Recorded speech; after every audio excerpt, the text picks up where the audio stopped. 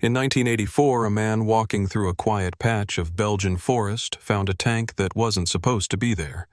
No markings on the maps, no reports, just steel dirt and silence. And inside that tank were 4 men who had been missing since 1944, their uniforms still intact, their names long since given up for dead. But what shook us wasn't just the discovery, it was the truth that came with it. A truth no one was prepared to hear. Before I go any further, let me know where you're listening from down in the comments and tap that like and subscribe if stories like this ever brushed past your hometown or your own life. Every click helps pull another forgotten name back into the light. My name's Rick Callahan. I'm from a small place in southern Illinois, worked logistics for the Army most of my life. But back in 1984, I was just 25, tagging along on a post-tour research trip through the Ardennes with a Belgian friend of mine named Henri Dubois. He'd grown up around those forests, spent years sweeping the soil with his metal detector, looking for war relics, badges, buttons, rusted bayonets. I figured it was just a hobby, something to pass the time. That morning was cool and damp. October light fog, wet leaves sticking to your boots. The kind of quiet you only get in old forests where even the birds hold their breath. Henri had his headphones on, sweeping slow arcs in the clearing just behind his family's old field. I was maybe 50 feet away, leaning against a tree, just listening to the wind. Then I heard the tone change in his machine. Not a ping or chirp, this was deeper. Steady. He knelt down fast, brushing at the ground like he already knew what was there. And I swear to you, he went pale before he even saw a thing, just from the feel of it under the dirt. He looked up and said, "This isn't metal scrap. This is something big." We didn't know it yet, but what we'd found was the final resting place of Captain Martin Granger and his tank crew, 4 Americans who vanished on December 1st, 1944, during the first hours of what would become the Battle of the Bulge. Back then, the Ardennes was called the Quiet Sector, a place where green troops rotated in, where veterans caught their breath. Even the Germans left it mostly alone, or so the map said. Captain Granger was a Detroit boy, mechanical engineer before the war, drove a tank nicknamed Detroit Steel. The men who rode with him, Tommy Reyes, Billy O'Connor, and Jake Morrison, they were the kind of crew that stuck together through hell and back, had their own language, their own jokes, their own rituals. Clean the treads every morning, kiss the locket, say the letter out loud before the hatch closed. That day in late November, everything seemed normal. Routine patrols, radios working. A bit too quiet, maybe, but that was the Ardennes in winter. They were running short on 75mm shells. Marty asked the colonel when the next supply was coming, and the colonel told him to hang tight till December 3rd. Said, "Don't let the quiet fool you. The Germans are still dangerous." Marty nodded. He always did what was asked. But later that night he lingered at headquarters, said something didn't feel right. Dogs barking near the woods. Artillery fire coming from new positions. An old farmer talking about the ground going cold too early. I remember Colonel Harrison saying, "Trust your instincts, son. They've kept you alive this long." The next morning, December 1st, 0800 hours, sharp, Marty rolled out in Detroit Steel with enough rations for 24 hours. They were ordered to advance a few miles closer to the German line, recon only. Standard protocol. He stood tall in the hatch, scanning the horizon like he always did. Frost on the ground, pine shadows like fingers across the snow. At 0847, his voice came through the radio. "Movement observed in grid square 245678. Investigating. Over." That was the last time anyone ever heard from Captain Martin Granger, or his crew, or Detroit Steel, and for 40 years no one knew where they'd gone, until that morning with Henri when the ground started giving up its secrets. I didn't say a word when the recovery team lifted that first piece of track from the soil, just watched the way the light hit it, dull, rusted, still solid. Henry stood about 10 feet back, arms crossed, not moving. He'd called in the authorities the moment he knew what it was, but we both knew before anyone said it out loud.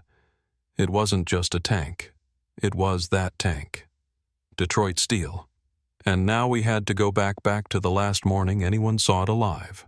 Orders had come in at 0800.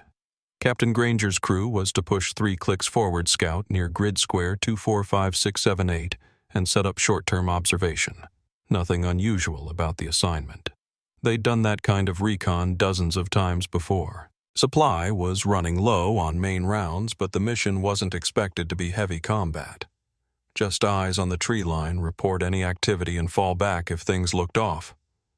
Marty's voice had been clear over the radio. No hesitation. Just, we're going hunting like he'd said 100 times before. The crew prepped in silence. They always did.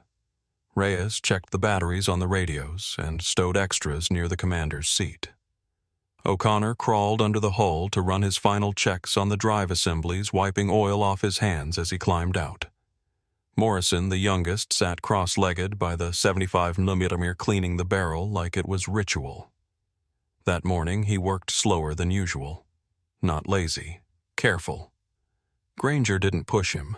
He just looked once, nodded, and went back to marking alternate fallback routes on the map. They rolled out a little after 0830. Weather was clear, visibility decent, just a touch of fog hugging the low spots. The kind of winter morning that doesn't feel dangerous until it is. Granger rode high in the hatch, scanning ahead, while the rest of the crew braced inside. Their voices came over comms one more time. Status checks, positions, no problems reported. I was on duty at Blue Base back then, coordinating field movement. The last call came in just before 0847. Movement observed in grid square 245678. Investigating. Over. We confirmed receipt, told them to proceed with caution, and that was it. Nothing after that. Just open air and a growing static on the line. We tried again at 0850. Then 0900. Then every 10 minutes for the next hour. Standard protocol. No response. We logged the silence, passed the report up, and kept trying. Other units in the field were already reporting irregular activity. Steel 2 was under light fire near the village line. Steel 4 had called in a damaged track. At first it felt scattered like small skirmishes, nothing we hadn't handled before. But by 0945 it was clear something larger was unfolding. Too many contacts, too fast, too coordinated. Communications started jamming. Some units we couldn't reach at all. By 1000 hours, Colonel Harrison had locked into full combat alert. I still remember the way his voice cut through the comms. Calm. Clipped. All steel units report your position and status immediately. A few rolled in short bursts of updates through the noise. Steel 3 retreating under smoke. Steel 5 rerouting to cover infantry. Steel 7 lost contact after moving toward the western ridge. But nothing from Granger. Nothing from Steel 6. I was the one who logged him missing. You don't think about it at the time, it's just a procedure. Check the box. Mark the grid. Timestamp. But I remember how quiet it was when I typed the words. It felt like something heavy locking into place. Like a gear you can't unturn. The rest of that day was chaos. German forces launched what we now know as the opening wave of Operation Watch on the Rhine, what the world would later call the Battle of the Bulge. 3 armies, over 250,000 troops, tanks, artillery, infantry, all charging through what we thought was a quiet sector. The Ardennes lit up in every direction. Defensive lines shattered in hours. Units folded or scattered. Our positions weren't built for that kind of pressure. They weren't supposed to be. Granger's sector fell into enemy hands by early afternoon. We didn't know what had happened to him or his crew. Some thought maybe they'd been taken. There were rumors of Americans being captured and marched east. Others thought they'd broken south, trying to reach friendly lines through the woods.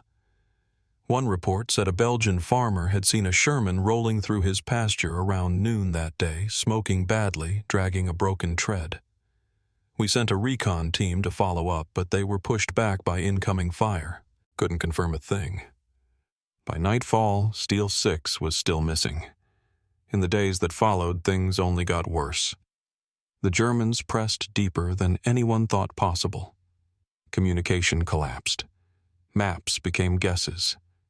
The 106th Infantry took massive hits. Civilians fled or disappeared. Whole villages went dark. And through it all, we kept that little square marked 245-678, the last known position of Detroit steel. We didn't know how bad it was until we started seeing the casualty numbers.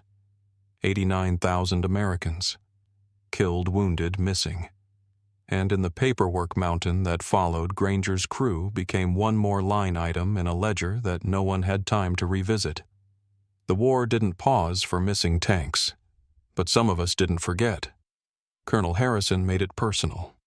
Even as units were pulled back, as the front lines shifted again and again, he kept one folder open. Kept notes. Asked questions. Pushed for reports from locals, anything that might give us something new.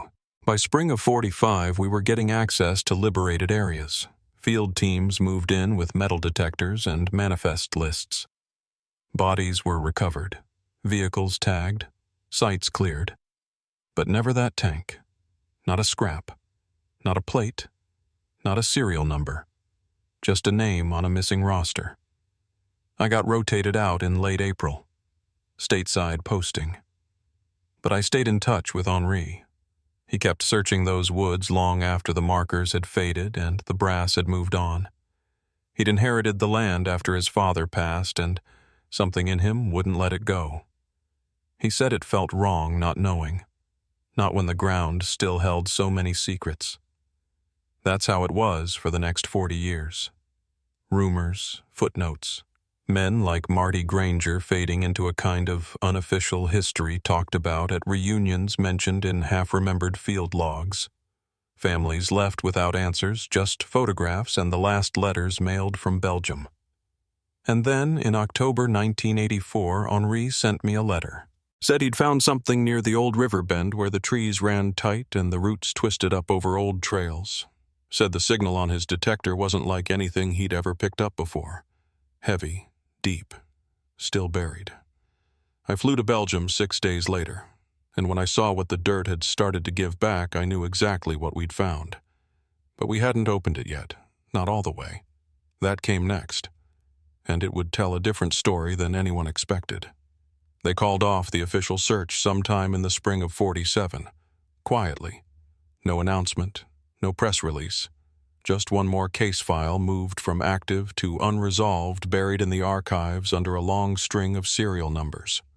I'd already been reassigned by then back stateside working logistics out of Fort Bliss, but I still had that map grid 245-678 circled in red pencil, the corner folded soft from handling. And every so often I'd get a letter from someone who hadn't stopped asking questions. Colonel Harrison was one of them. He never said much. Just update short notes. A line or two about a report he'd chased down or a new lead that turned out to be nothing.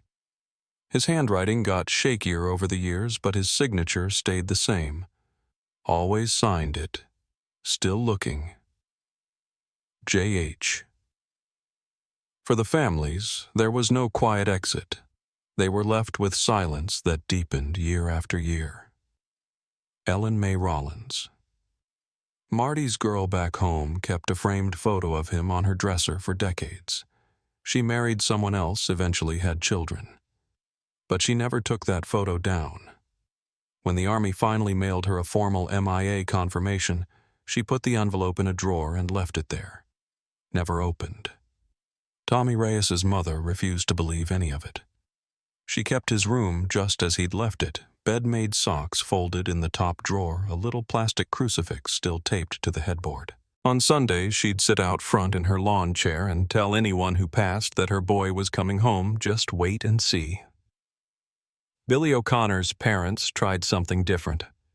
They hired a private investigator in '49, a former military officer turned freelance who traveled all the way to Belgium on their dime. He met with farmers, local police war museum curators. Spent weeks retracing patrol routes, sleeping in borrowed rooms, knocking on doors that hadn't seen American uniforms in years. He came back with stories, but no proof. The O'Connors thanked him politely and stopped asking after that. I think they already knew.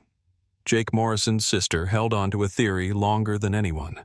She believed he'd survived, lost his memory somehow, and was living under a new name somewhere in Europe. She clipped newspaper articles about amnesiac soldiers found in hospitals or walking roadsides, sent letters to VA clinics, hospitals, consulates. For a while, I helped her with that, made some calls, wrote a few letters of my own, but it never led anywhere solid. We weren't the only ones. After the war ended, the Quartermaster General's office opened thousands of missing persons cases, and just as quickly began closing them again, some solved, some quietly shelved. Detroit Steel became one more entry in a binder that kept growing heavier. There were reports now and then. A tank spotted deep in the woods, too rusted to move. Scraps of armor found in dried-out creek beds. But whenever a team went out, they'd find nothing. Or worse, they'd find someone else. I still remember a call I got in '58 from a contact in Bastonia. He said they'd found a Sherman tank in poor condition, partially buried visible from the tree line during winter thaw. Said the plate looked like a match. I dropped everything, booked a flight, got there fast. But it wasn't Marty's crew. Different markings, different battalion. The driver had made it out, they said, wounded but alive. That crew got to write their own letters home. Sometimes the search brought false hope that felt worse than the silence. In '63, a group of forestry workers near the German border unearthed a set of remains near a collapsed farmhouse. Uniform scraps matched our unit. A locket was found. For a moment, everyone held their breath. But the locket didn't match Ellen's photo. And the remains belonged to a younger man. Not Granger. Not Reyes. Not any of ours. The news filtered back slow, and each time the families had to brace again. Open the wound.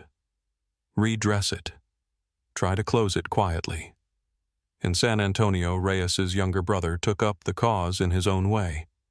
He wrote letters to local papers trying to keep the memory of Tommy alive, pushed for recognition, for plaques, for something permanent.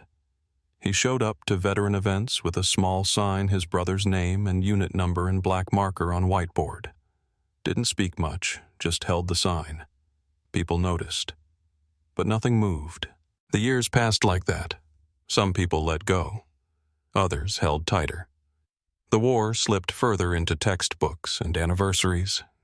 But in the spaces in between, in the small towns, the side roads, the old attics full of letters, some of us kept remembering.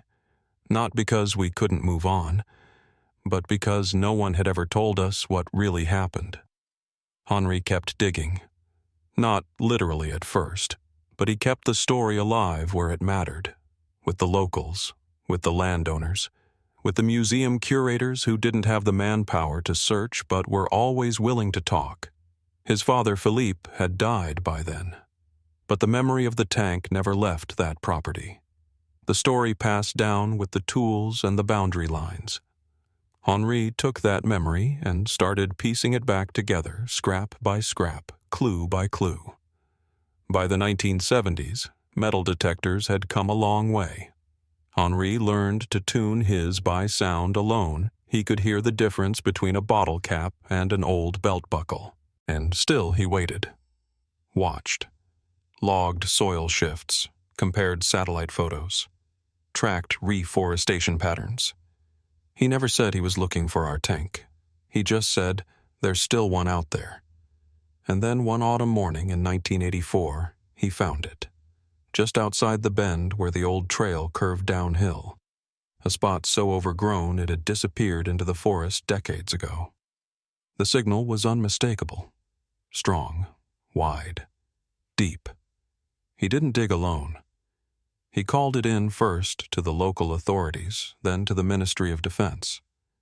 By the time I got his letter, the area had already been marked off.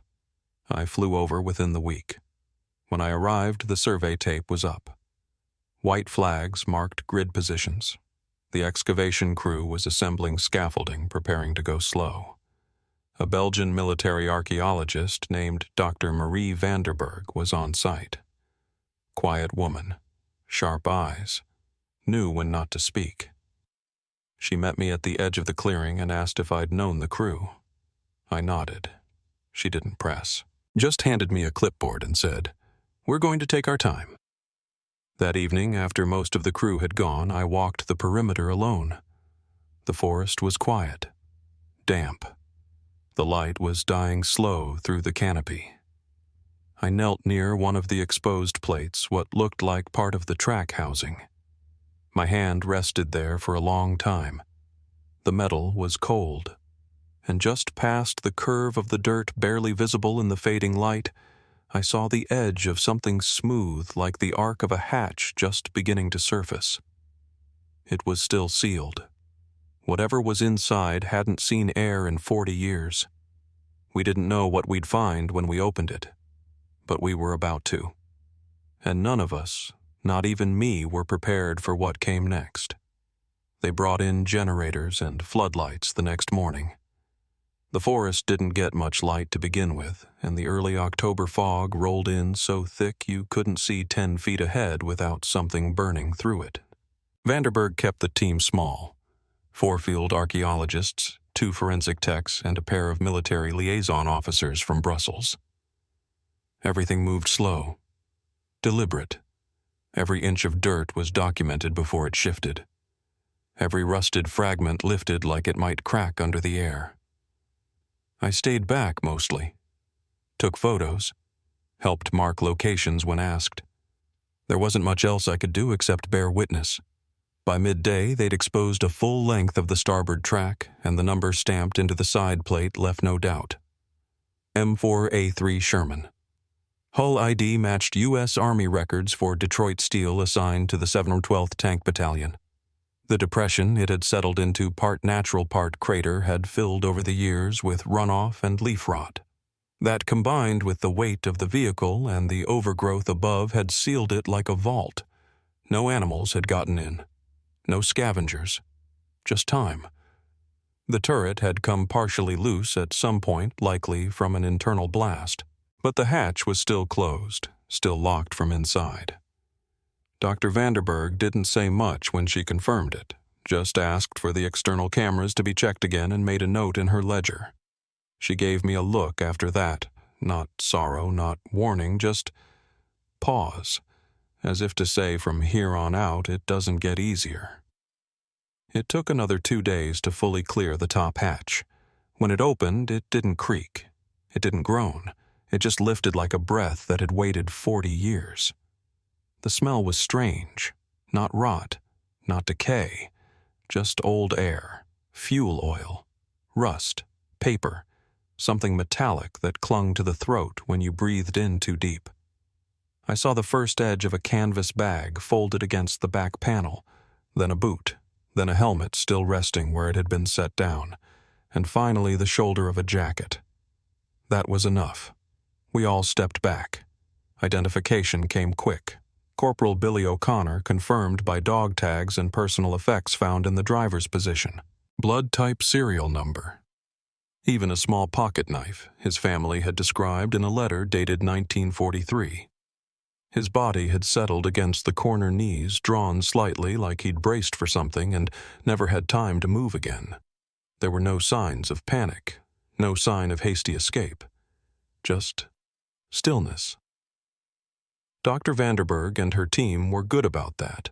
She made it clear early on this wasn't about spectacle. It was about dignity. Every photo was taken with care. Every measurement logged with the kind of patience I hadn't seen in decades. Tommy Reyes was next, found in the gunner's position just behind and below the main breech. His hands still loosely closed around a set of rosary beads, knuckles blackened from oil and time. In his breast pocket they found a small notebook half full, still legible. He'd logged rounds, fired malfunctions heat readings, right up until the last entry, December 1st, 1944. Time marked at 14:23 hours. Then nothing. No final note. No farewell. Just a timestamp. After that, blank pages. Jake Morrison's body was pulled from the loader's compartment, folded near the ammo racks. He was barely 19 when they'd gone missing. Still had the harmonica tucked in his waistband, the same one his sister said she'd mailed with his last care package. There were scratch marks in the paint near where he'd been sitting, not panicked, not erratic. Just marks, like someone trying to pass the time in silence. And then came Granger. Captain Martin Granger, still seated near the command unit, one arm extended toward the radio panel. The mic was broken. Wires burned out, likely shorted by the heat. But the panel still showed signs of activity. Power indicators had been untoggled, probably cycled several times. The headset cord was fused into the control plate. Around his neck, the locket was still closed, chain still intact, photo sealed and undamaged. He'd kept it on all the way through. His jacket was zipped, his boots laced, everything in its place. The compartment was tight, even tighter with age pressing in. But there were signs, clear signs, that they'd been alive for a while after the initial hit. Rations had been opened. A small tin of water purification tablets was found under the loader's seat. A scarf, likely used to filter air, was tied to a vent port. They'd tried to hold out. But that wasn't the part that stopped everything. The part that no one expected came when one of the techs pulled a second ration tin from behind the navigation panel. It wasn't American. Markings were in German. Underneath it was a field dressing dated December 1944, with a manufacturer's label out of Aachen. Alongside that, a folded cloth with faint red stains, and in the logbook, Reyes had kept a note. Just 3 lines. Written in pencil, not his usual ink. Food from the others. 3 visits. No weapons shown. That was it. 3 visits. No weapons. German-issued supplies. No bullet holes in the crew. No shell impacts beyond the initial damage to the tracks and transmission. The implication, unspoken but unmistakable, was that someone, likely a German patrol, had found them, and chosen not to finish the job. It didn't make sense, not with the orders we knew were in place back then, not with how the SS operated, especially in that sector. But this hadn't been SS. The field dressing didn't match their issue. It matched regular Wehrmacht stock. Line soldiers, possibly medics. There were no journalistic conclusions drawn at that stage, just observations. The food tins were preserved, their contents logged, the handwriting analyzed. Reyes had recorded other things in that same pencil coordinates, terrain notes, directional indicators. Not emotional entries. No sentiment. Just facts. But the pattern was there. First contact likely on day 1. Supplies delivered. Then again on day 2. And a third time before the end. Maybe they hoped someone would come from our side. Maybe they thought the artillery would spare them.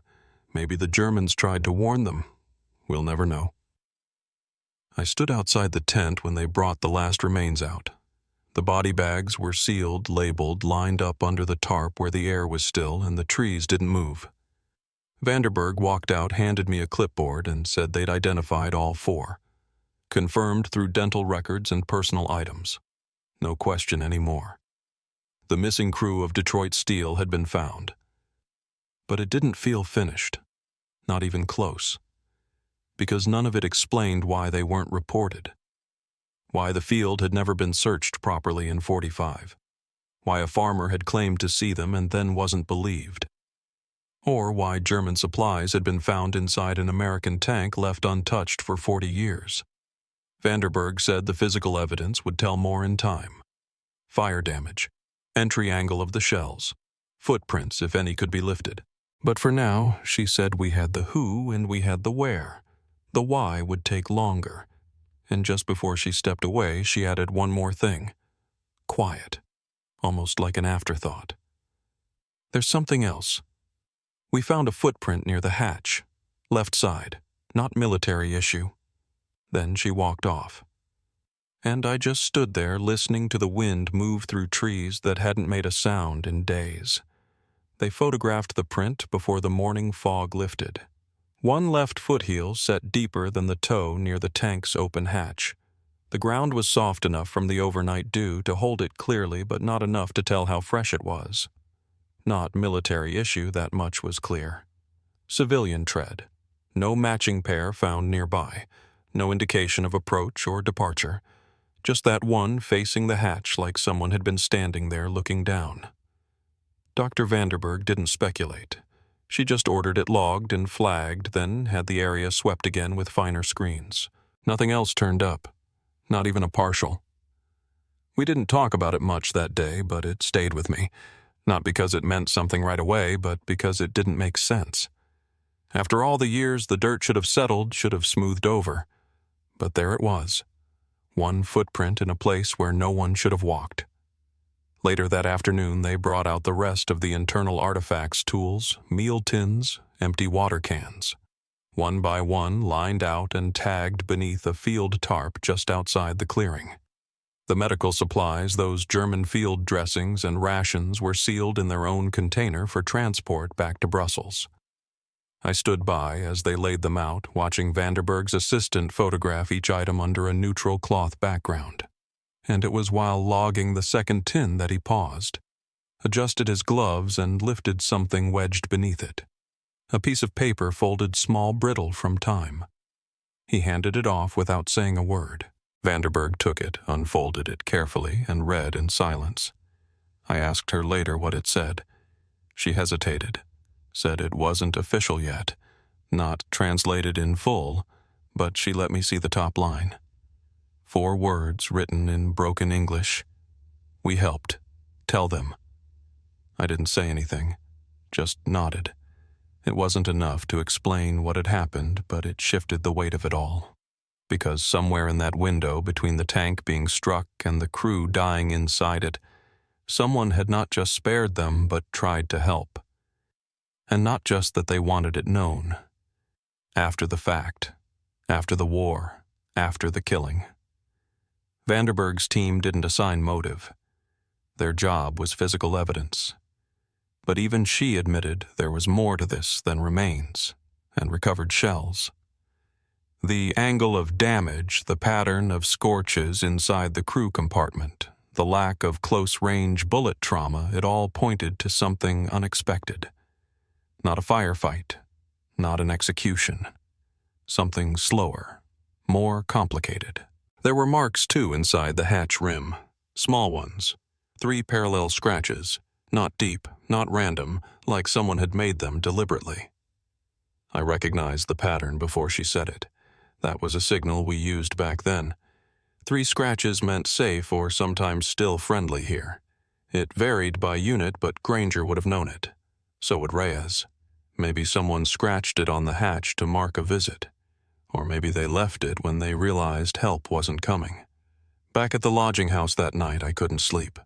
I kept going over that footprint, where it was, how it was facing, who might have stood there. Not in 1944, but now. Someone had been there. Recently. And that footprint wasn't pressed into the clearing by accident. It wasn't where a worker would have stood. It wasn't close enough to be from one of us.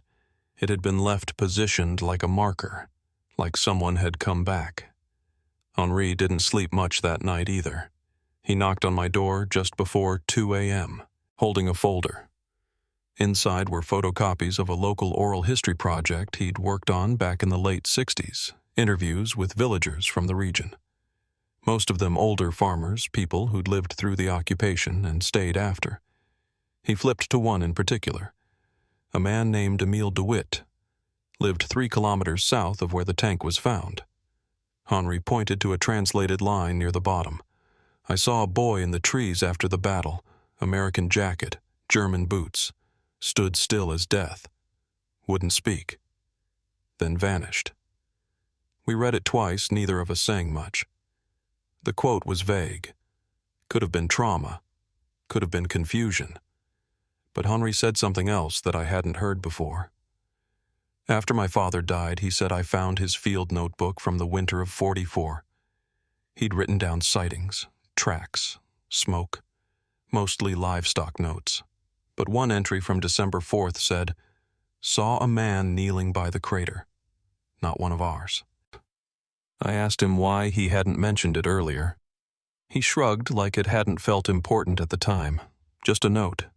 But now with everything else, the field, dressing the note under the tin, the footprint, it was hard not to see a pattern forming. Someone had come back here. Maybe more than once. Someone who knew what had happened. Or at least part of it.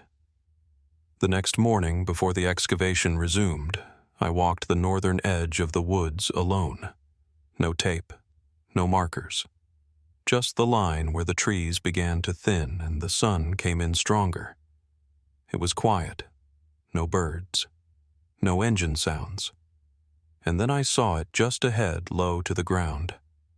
A tree trunk with a strip of cloth knotted around its base. Faded green. Could have been anything. But it was tied with an old military knot. Not something you see outside a field manual. And it was recent. Not sun-bleached, not mold-softened. I didn't touch it, just stood there letting the weight of it settle. Back at the site, they'd begun preparing for the remains to be formally transferred. Each bag placed in a coffin, each coffin draped and sealed.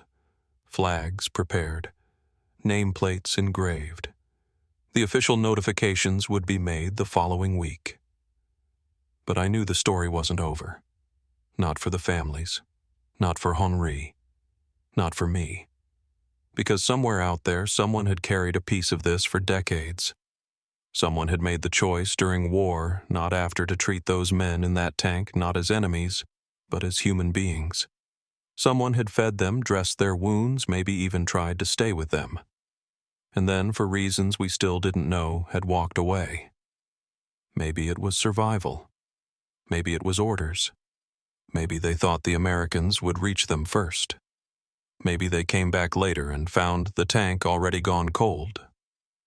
But one thing was clear now, Detroit steel hadn't been forgotten by everyone.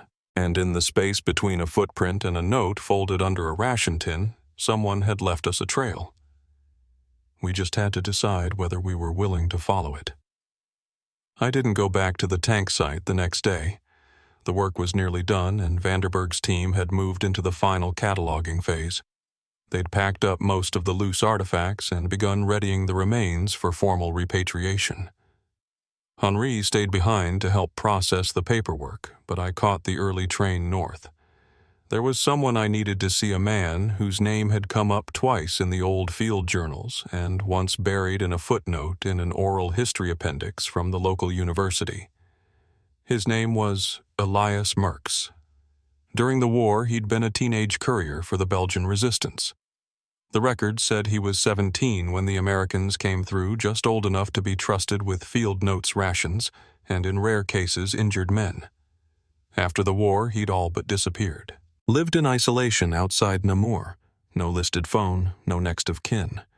But the archives in Liège still had a wartime address logged under his name, scribbled in the margin of a transfer order for humanitarian triage supplies. I followed that. It took most of the morning to reach the edge of the property. A weathered farmhouse sat back from the road, nearly swallowed by trees and fog. The gate was wired shut, but the latch had rusted through and swung freely once I nudged it. No dogs, no motion lights, just a quiet stretch of gravel underfoot. I didn't call out right away. Instead, I stood still watching the front windows. One was cracked open an inch, enough to hear the boots. They weren't mine. They were inside. I knocked. He answered slow. Didn't speak. Just opened the door and looked at me. His face was lined deep but steady. Blue shirt buttoned wrong. Fingers stained like he'd been working with ink or paint. I told him my name. Told him I wasn't military, wasn't press. Just someone looking to understand what had happened in those woods. He didn't ask who sent me. He didn't say my name back. He just stepped aside and let me in. The house was sparse. Old photographs tucked behind glass. One of a train station. One of a boy in an American jacket too large for his frame. The same boy appeared again in a photo near the stove, this time standing beside a man in uniform. U.S. Army Medical Corps patch. No names written. No dates. Just a crease down the center like it had been folded and carried for years. Merck sat down across from me without prompting. No lights on. Just the dim gray of morning filtering through the curtain. I asked about the tank, about the clearing, about the rumor that someone had treated wounded men out there after the ambush. He didn't flinch. He said there'd been a call over the radio. That much was known. A short-range burst that someone local picked up half in English, half garbled. Said 4 alive. Can't move them. Supplies gone. No one acted on it. Not right away. The area was still volatile, roadblocks unpredictable. But 2 nights later, Merck said he was sent by a village contact to check on a location where smoke had been seen. That's where he found them. 3 inside the tank, 1 outside, half dragged behind it like someone had tried to move him to cover and failed. All still breathing. Barely. I didn't interrupt. He spoke plainly. Said he stayed there most of the night. Gave them water. Tried to remove what shrapnel he could. One of them, he couldn't remember the name, kept repeating a number sequence. Not in pain. Just calmly, like a signal. Merckx wrote it down on the inside of a tin lid. Said he still had it somewhere, though he couldn't read the numbers anymore, eyes too far gone. He said the next morning he tried to go back with help. But by the time he returned, they were gone. Tank burned out. No bodies, no wreckage. Just ash and the smell of old fuel. He said it was like the whole thing had been cleared and covered in less than a day. Like it had never been there at all. I asked who he told. He said no one listened. By then, the front had moved east. The villages were being cleared. Too many dead to track every name. The Allies wanted neat endings. Survivors were useful. Ghosts weren't. I asked if he remembered any names. He paused. Said he remembered a patch, Detroit steel, stitched under grime. Said he didn't know what it meant, only that one of the men held on to it like it was a lifeline. Wouldn't let go even when fever set in. That was the same man who left the note, he said. The one under the tin. Merck swore he didn't write it. Said his English was worse than, and besides, he didn't believe in leaving messages where bullets might find them. Before I left, he reached behind a cabinet and pulled out a small rusted tobacco tin. Inside was the lid. Faded numbers scratched into the metal. 17-4-6-12. That was it. No other marks, no initials, just the code. I copied it into my notebook, thanked him. He didn't walk me to the door, just stayed seated, staring past the window where the fog had started to burn off and a single beam of sun cut through. I got the sense he hadn't spoken that much in years. Maybe not since it happened. Back at the station, I called Henri and read him the number. He didn't recognize it immediately. Said it didn't match standard radio tags or troop designations. But he promised to check the archives.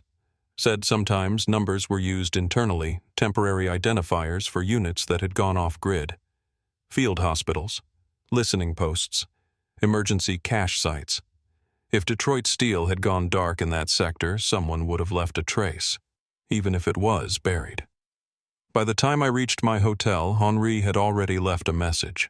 4 digits, 17-4-6-12, matched the radio tag used for a lost personnel convoy that disappeared near Rochefort in late '44. They were carrying wounded, unmarked, meant to rejoin Division 83 near Bastogne, but never arrived. No wreckage ever found. No names released. Just an internal code and a missing date, December 3rd. The same day Merck said he returned and found nothing left but ashes. I didn't sleep that night either. Not because I was afraid, but because something new had taken hold. For the first time since we'd started, I wasn't sure this was a recovery. It might have been something else entirely. Something placed, removed, replaced again by hands that never stopped moving. Not over decades, not over generations, not even now. I spent most of the following day at the archives in Liège. Henri had flagged the Rochefort convoy in the registry, and we both agreed the designation 17-4-612 was more than just a field code. It had been reused too many times across too many different categories to be coincidental. The tag showed up once in a weather log, once in a casualty dispatch, and then again faintly penciled on the margin of a requisition form for a replacement generator at a forward station that didn't exist on any map.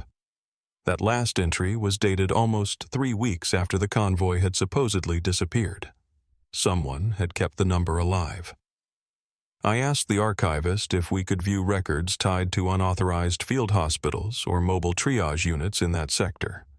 He hesitated, but eventually brought out a small ledger, one of the only ones not digitized yet.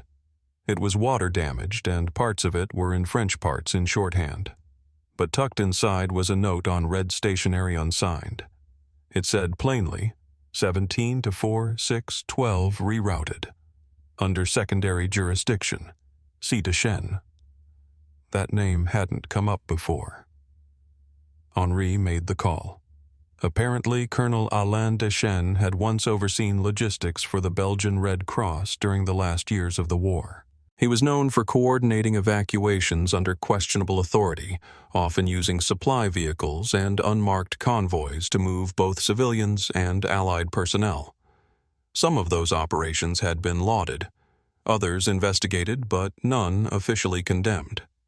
Deschênes died in 1979, but his personal records, letters, logs, and interviews had been donated posthumously to a small war history institute in Ghent. It took most of the evening, but I got access. The collection was stored in long, flat boxes marked AD. I wasn't expecting much, mostly dated correspondence copies of old permits, formal requests. But one folder was labeled Black Branch. Inside, there were only 3 items: a telegram confirming receipt of an unlisted medical transport, an invoice for 27 stretchers never billed to any known hospital, and a photograph. It wasn't much to look at. Black and white overexposed in parts. A forest clearing. 2 trucks partially covered by netting. One man seated beside a gurney writing. Another standing off to the side, face turned. In the center, what looked like a tank hatch open to the sky with a makeshift tarp strung above it. The writing on the back simply said, 13 km-SE of Rochefort Deck 44. Henri leaned in. He said the seated man might be Deschênes himself based on a younger portrait he'd seen earlier. The photo didn't show any wounded men, no faces clearly visible, but the angle of the hatch matched the outline of the tank we'd excavated. That night I called Vanderberg. He didn't answer, but a few minutes later I got a text I found something. Come back. That was it. I caught the earliest train I could reach the site by midday. The perimeter fencing was still up, but most of the crew had been reassigned. Vanderberg was alone in the tent, standing over a fold-out table with an open field report and a handheld UV scanner. He didn't say hello, just handed me a sealed evidence bag. Inside was a strip of cloth canvas roughly 6 inches wide. On the underside, faint but unmistakable, the same number scratched into Mercks's tin, 17-4-6-12. Below it, stitched in red thread, 2 words, Return Void. He said they'd found it beneath the tank, lodged into a crack between the floor plate and what used to be the lower track assembly. It had likely been wedged there during fire damage, almost sealed in place by the pressure. The bag also contained a small clasp copper oxidized and a flattened button stamped DSCO. I asked if that meant Detroit Steel Company. He nodded. Said the button matched a uniform style used by civilian contractors embedded with military units, usually welders, machinists, or munitions handlers, not infantry. Vanderberg turned the UV scanner off and folded his arms. What were they doing out here? He asked. I didn't answer. I think we both knew the question didn't have a neat reply. The tag, the cloth, the convoy code, it was all pointing to something that had been deliberately buried. Not just physically, bureaucratically. Entire segments of these movements had been erased, mislabeled, absorbed into units that didn't officially exist, and yet someone kept the identifiers active. Not for glory, not for recognition, for function. Before I left, I asked Vanderberg if he'd noticed anything else strange, anything missing. He paused, then said yes. There had been 4 identification tags cataloged at the start of the dig, all partial, most unreadable. But after the final transport run, only 3 made it into the chain of custody manifest. The 4th was just gone. No sign of it in the collection tent not listed among the debris. Just missing. Like it had never been logged. I asked if he remembered anything about it. Shape, name, rank, but he shook his head. Said it was too corroded to make out. Could have been anything. Could have been planted. Back at my hotel, I stared at the canvas strip for a long time. Even through the plastic, it felt wrong. Not because it was stained or charred or warped by time, but because of how clean the stitch looked. Return void. Not military phrasing. Not a call sign. It read more like a directive. Not for those who wore it, but for those who might find it. A message aimed forward, not backward. The next morning, Henri called again. He'd found a log entry in a declassified comms transcript dated January 1945, weeks after the tank was supposed to have been destroyed. It was a shortwave dispatch flagged as non-priority delayed relay. The contents were strange. It said, asset location no longer viable. Initiate alternate channel via inland. Use number string to confirm extraction. Sequence 17-4-6-12. The voice tag was scrubbed. No sender listed. Henri asked if I wanted a copy of the file. I said yes, but I didn't know what good it would do. We weren't chasing a mystery anymore. We were pulling at a thread someone had tied off decades ago, and every knot we loosened felt like it had been placed just far enough to stay hidden, just close enough to be found by someone willing to keep asking. I didn't say that out loud. I just thanked him. Hung up and stared again at the number I'd copied into my notebook weeks earlier before I even knew what it meant. I still wasn't sure, but it kept appearing. Not random, not noise. Someone had made sure it echoed. Henri emailed the transmission file just before sunrise. I didn't open it right away. I made coffee, sat by the window, and listened to the city breathe in those early hours. Low traffic murmurs, a dog barking somewhere down Rue Lambermont, the soft rumble of a tram pulling into the depot. It was the first quiet I'd had in weeks. When I finally clicked open the recording, it played back through a filtered tone sweep standard archival treatment to stabilize the old radio frequency. The voice, even degraded, didn't sound like a soldier. No clipped cadence, no procedural language. Just tired, measured, maybe even regretful. He said asset location no longer viable. Repeat location compromised. Begin inland rotation western bend. Respond by sequence string only. Repeat 174612. Confirm status on voided returns. Then static. A long silence. And a second voice barely audible like it came from a second channel or a bleed in the line. It didn't respond. Just said, understood. That was it. No timestamp, no encryption, no direct chain of command listed. But there was weight in it like the message had been meant for someone who already knew exactly what it meant. I called Henri. He answered on the first ring. I asked him if the response voice matched any known personnel from the region, or if it could be traced through phonetic markers. He said he'd already tried, ran it through vocal signature mapping, even old Allied radio logs, but nothing came up. It's like the voice didn't exist before that moment, he said. Or after. He didn't sound surprised. The report had been buried in a cluster of old dispatches routed through Bastogne during a period when lines were down and everything was being relayed through backup towers. That meant a lot of junk traffic. Field noise, repetitions. But this one had a manual tag beside it. A notation in ink, different handwriting, filed by request. Retain pending confirmation of burial list. The ink was smudged, but the date matched the same week Deschennes' convoy vanished. I took a train to Bastogne that afternoon. The military museum was quiet off-season, and the archivist was generous once I told him I wasn't writing a book. He brought me to the lower stacks, dehumidified, temperature-controlled, lined with gray cartons and yellowed index cards. I wasn't looking for something explosive, just confirmation that others had known quietly, unofficially, that something had gone off script that winter. It didn't take long. There was a box marked Field Recoveries, 1945, inside a burial inventory labeled Unverified Units.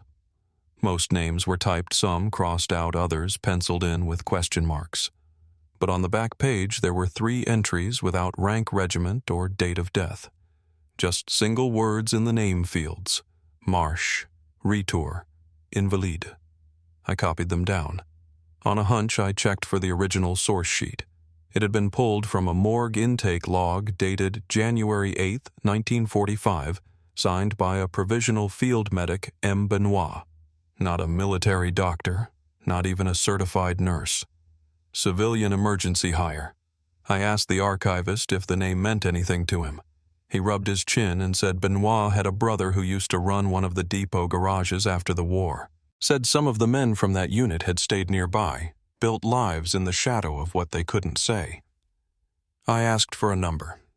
He said the brother passed a few years back but left behind a binder of notes mostly about vehicle repairs and fuel shortages. Nothing useful probably, but it was in the attic upstairs. I asked to see it. There was nothing remarkable at first. Schematics, maintenance orders. But near the end of the binder, tucked behind a loose photograph of a truck convoy lined up at night, I found a small envelope marked only with the words, "For the boy who asks." Inside was a torn page from a notebook. French cursive hard to read. But once I translated it, the message was clear. They took them west, not for rescue, not for burial. One came back through the woods. Wouldn't speak. Just carved the number into the shed wall and left. We patched him up. No one would claim him. The note wasn't signed, but the initials at the bottom were M.B. I called Henri again. Read him the lines. There was a pause. Then he said, "Then someone survived." I said I wasn't sure that's what it meant. Could be he was never supposed to be part of the unit to begin with. Could be the number meant something different to him than it did to everyone else. Henri said, "That's what I'm afraid of." Then he hung up. That night I went back to the scanned photo from the Deschennes file, the one with the trucks and the hatch. I hadn't noticed before, but in the background behind the netting, behind the shadows, there was a faint mark on the tree line. A square. Tilted. Almost like a window or a hatch cut into the bark itself. Not natural. And beside it, what might have been a figure. Blurred.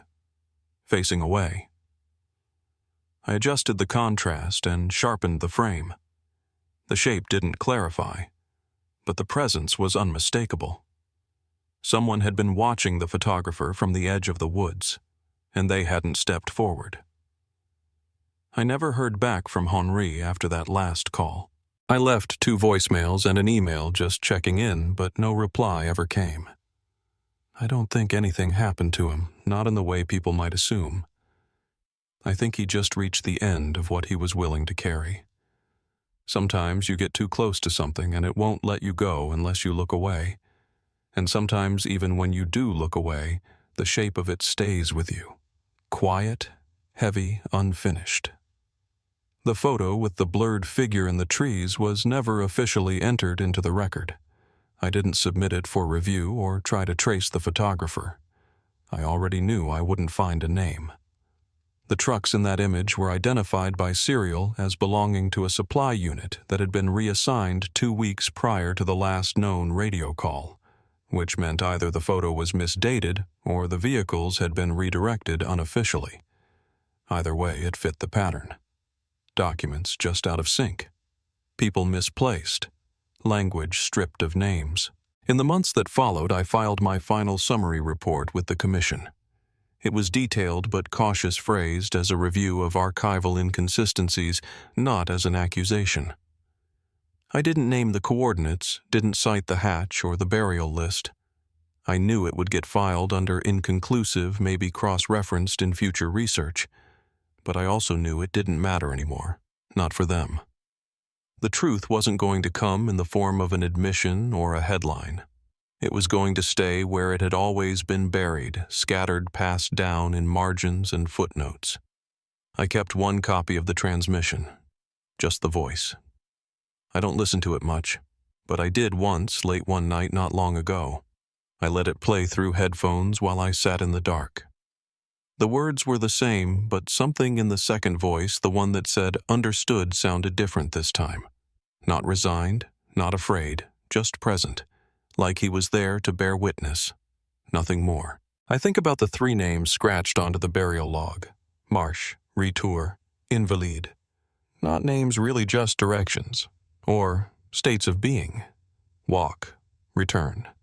Invalid. There's a kind of poetry in that if you're willing to see it. And maybe a warning, too. A few weeks ago, I went back to the place where I first read the file that started all this. Same table. Same stack of boxes, but this time I didn't pull the case. I just sat there a while and listened to the building settle. Papers shifting, a radiator ticking, the kind of quiet that doesn't feel empty, only paused. Maybe some stories don't end in justice. Maybe they just end in memory. In someone finally saying, "I believe you." If this story stayed with you, consider sharing it. Sometimes that's the only way we make sure no name real or forgotten gets left behind.